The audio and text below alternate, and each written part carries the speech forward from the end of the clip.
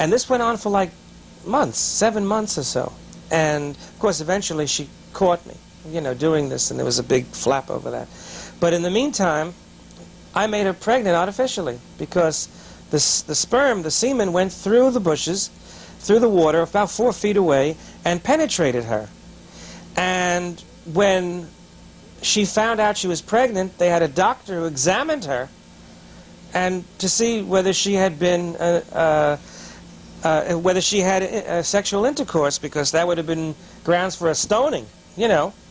And they found out that she was intact. Her hymen was still there. And of course, what happened, one thing led to another, and the family decided to make a big PR campaign out of this and blame it on God. They had this rabbi, Zacharias, who came up with the idea. But anyway, that is how Jesus was really born.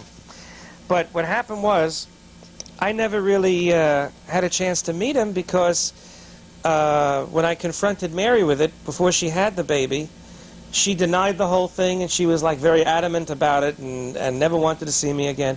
But 30 years later, when he was preaching outside of the outskirts of Jerusalem, where I had moved to, I left that city, and I was in business there. I went to see him to tell him who I really was. We even looked alike. We physically, the mock-ups, the bodies looked alike. Of Jesus? Yeah, I looked like him. I'm just an older version of him. But he was so outraged. I think, in fact, I know he believed all the garbage, that he was who he thought he was, you know, the Son of God and all this other stuff. He was that deluded that I couldn't even go into a good ARC with him. What's an ARC? Affinity, reality, and communication, when you find a level of agreement. And consequently, he became really en theta about everything, and he started to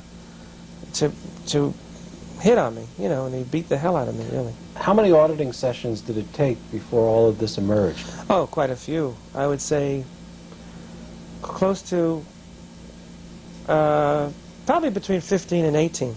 Were they consecutive, or did this happen over a long period of time? It happened over a 2-month period. It wasn't necessarily consecutive. We handled other things. And then we went back to this, because there was always charge on this incident. But you keep going back to this with the auditor? Oh, yeah. The auditor brought me back to the incident because it was so heavily charged on the meter. He was getting all kinds of weird reads. And it had to be flattened. And a lot of problems. For example, we started in this lifetime. We started, when I was 4 years old, every time I used to see a church, I used to feel angry. I used to feel this intense anger, you know. And even after that, we're tracking backwards now. Originally, first thing I did wrong, I spit at a church, you know. And then there was such anger prior to that, and we tracked it back, and we found out, interestingly enough, not only was I his father, but that was my last lifetime. Last lifetime. As I told you before, the chronological time has nothing to do with real time. The time that I was in a concentration camp in Auschwitz, and I got out of there and I married this Gabrielle Johannes and got poisoned with the milk, chronologically was my last time, but that happened 8 lifetimes ago.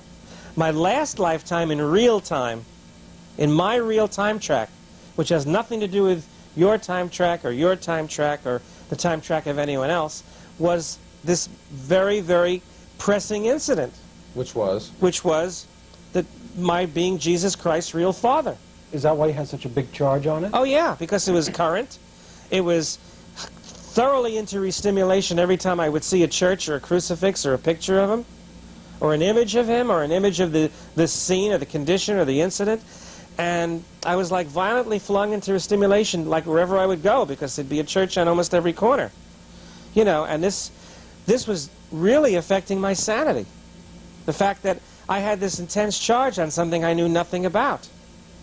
How aware of the restimulation were you before you came across his imagery? Quite aware of the fact that I would get like goosebumps and tremble and feel this hot and cold running flashes, you know, every time I would see a church.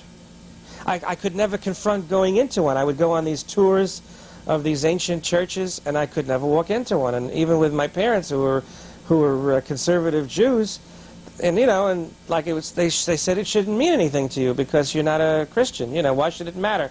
Why don't you want to go into these churches? And I just said I can't go in there. I felt like I was not able to breathe the minute I even came close to a door. Now I've walked into Arabic mosques, and I had no charge whatsoever. Walked into loads of temples.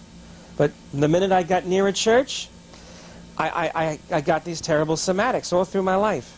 And in fact, you asked me before if about past lives.